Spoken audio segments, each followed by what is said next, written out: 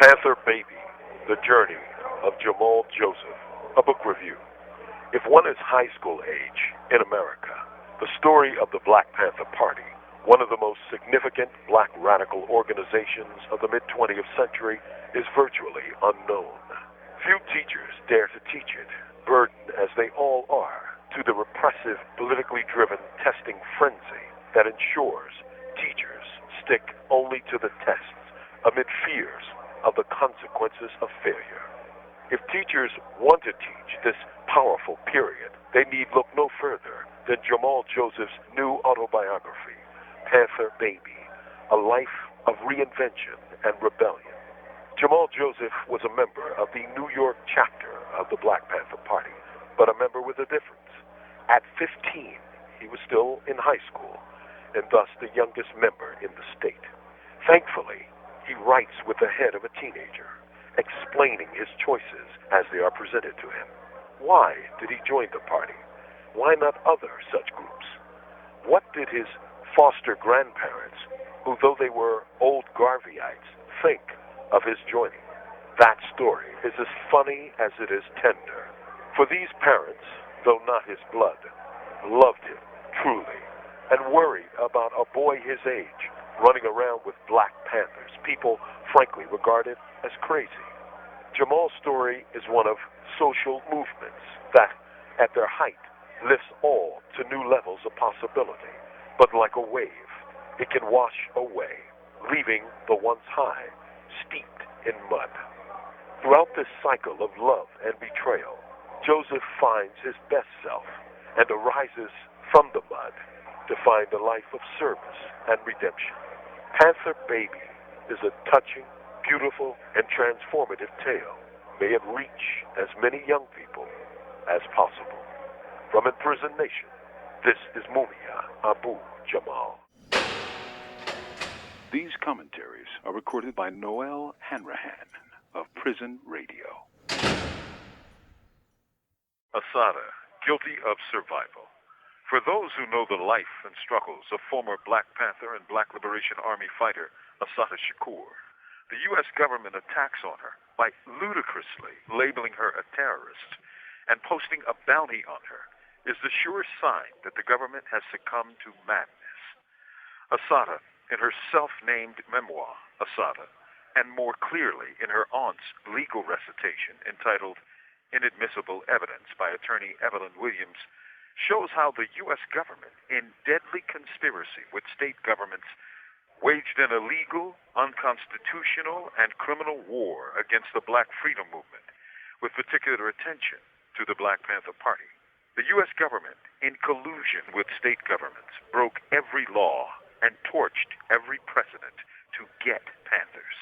They attacked Panthers in their offices, and when that didn't work, they framed them in court. And when that didn't work, they drugged and assassinated them in their beds, as what happened to Chicago Black Panther leader Fred Hampton. Who were the terrorists? Those who attacked people who were fighting for their freedom? Or those who tried to defend themselves against such attacks?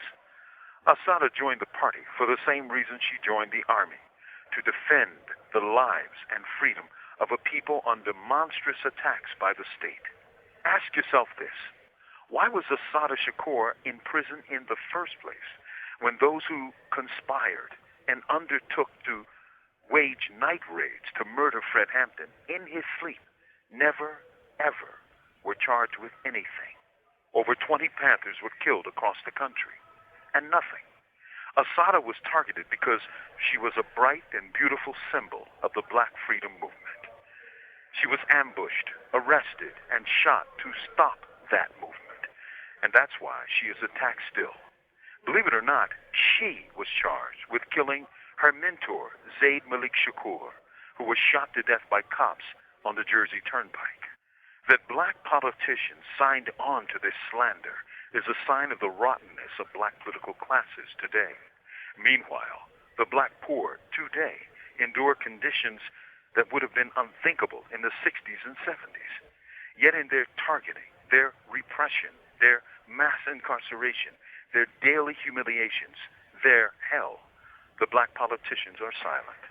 Black homeowners lost more wealth in the past 7 years to racially targeted foreclosures than at any time since Reconstruction, and black politicians, paid by the same hands that pick black pockets, are silent on solutions.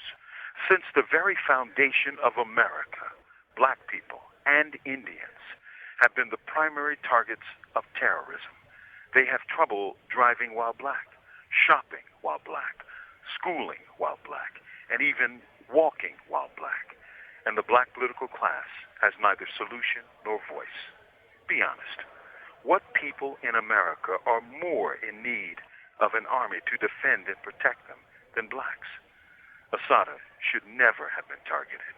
Instead, she should get a Nobel Prize. From Imprisoned Nation, this is Mumia Abu-Jamal.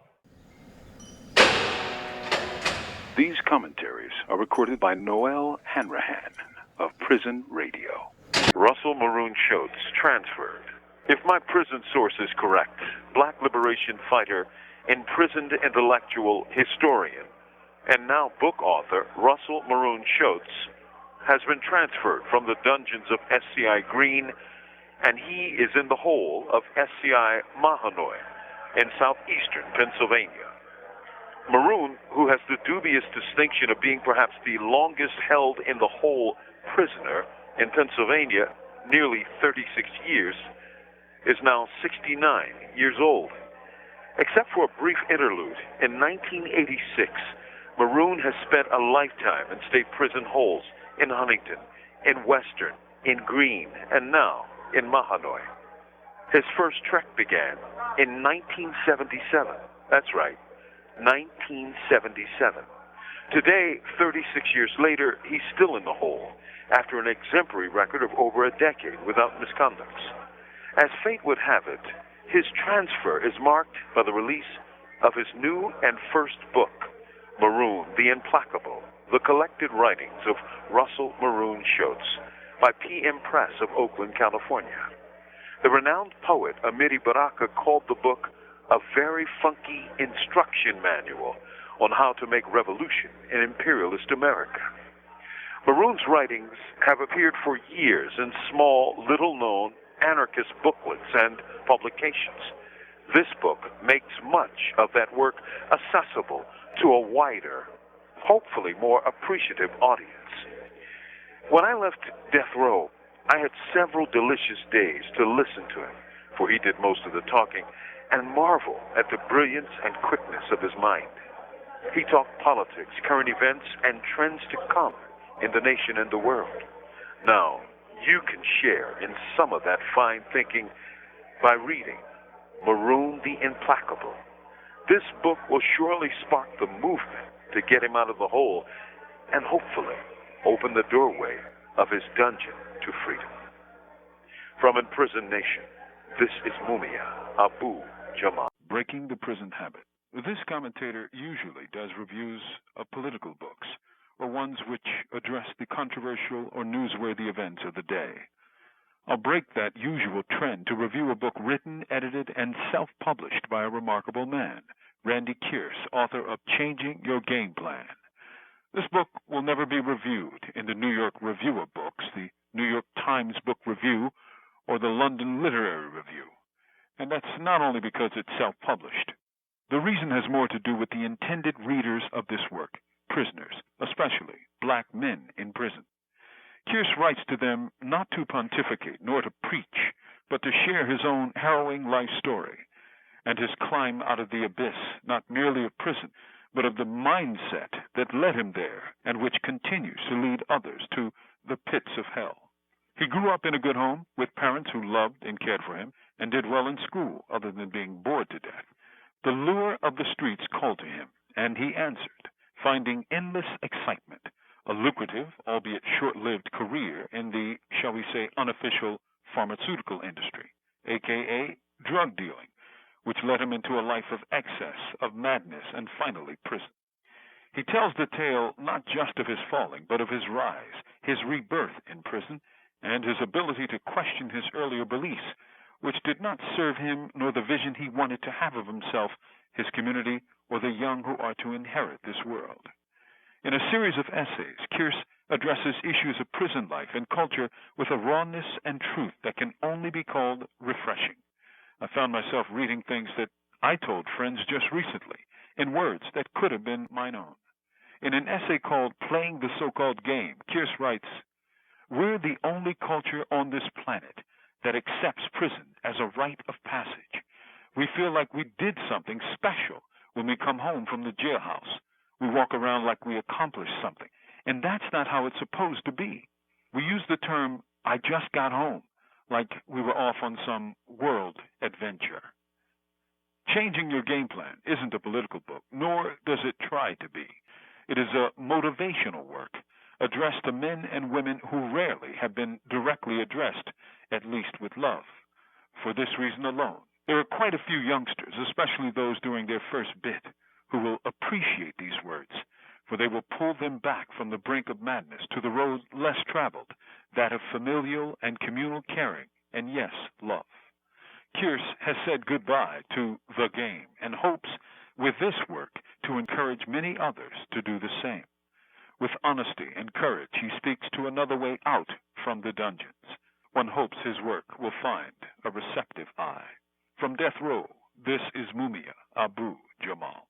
Randy Kearse's book, Changing Your Game Plan, How to Use Incarceration as a Stepping Stone for Success, self-published, 2006.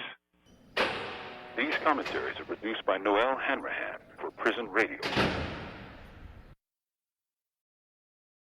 Manning's Malcolm and Ours. For Master Historian Professor Manning Marable of Columbia University, a book on the lives of Malcolm X could only be a challenge that would daunt the faint-hearted. Dr. Marable, founder of half a dozen Black Studies programs at colleges and universities across the country, would meet that challenge that demanded decades of study, reflection, and writing to produce Malcolm X, A Life of Reinvention, published by Viking this year. It'll stand as his masterwork, for Marable died at 61 just days before its release. It captures the tone and tenor of the times, the quiescent 50s, the roiling 60s, and the equally turbulent, never-resting spirit of Malcolm X, years before his X, as hustler, prisoner, convert, minister, activist, exile, revolutionary organizer, and martyr. Marable questions large parts of the classical texts drawn from the Autobiography of Malcolm X, which is more the work of Alex Haley than the subject, showing much of the internal correspondence of Haley and the editors, shaping the form, tone, and content of the work. The book, however, is not free of critique. It opines that both Malcolm and Dr. Betty Shabazz, his wife, had dalliances that seems to stain their memory. Moreover, he suggests Malcolm may have been involved in a homosexual affair. These seem more speculation than proof, however. Finally, Dr. Marable treats the COINTELPRO-type files and FBI interests and actions as givens, normalized, and to be expected instead of the unconstitutional and indeed criminal race police that they functioned as against Malcolm, the Nation of Islam, and even the pacifist movement led by Dr. Martin Luther King Jr. Nor does he note how laughably unreliable their files often were. There is much here that is new. Malcolm's teenage fascination with white women and their identity, police tracking of Malcolm since the mid-1950s, the internal dynamics of the Nation of Islam, and Malcolm's courting of the Muslim Brotherhood of Egypt. There is, too, the tragedy of its writer, who, if in better health, and perhaps with more time, could have devoted more of his prodigious intellect to polish a work of such length and complexity. That said, the work, Malcolm X, shines because of the brilliance not only of its author, but of its principal subject, Malcolm X. For his life was one of constant reinvention, in an age when the nation itself and Black Americans were in the process of transformation. America was trying to shed its apartheid past, and Negroes were becoming Black people and African Americans, and some, like Malcolm himself, citizens of an emerging international community. Marable has made virtually, with his last breath, a bold and mammoth addition to our storehouse of knowledge. Of that we and he should be proud, for by painting Malcolm thusly, he makes him more human, more like us all. From death row, this is Mumia Abu-Jamal. These commentaries are recorded by Noelle Hanrahan of Prison Radio.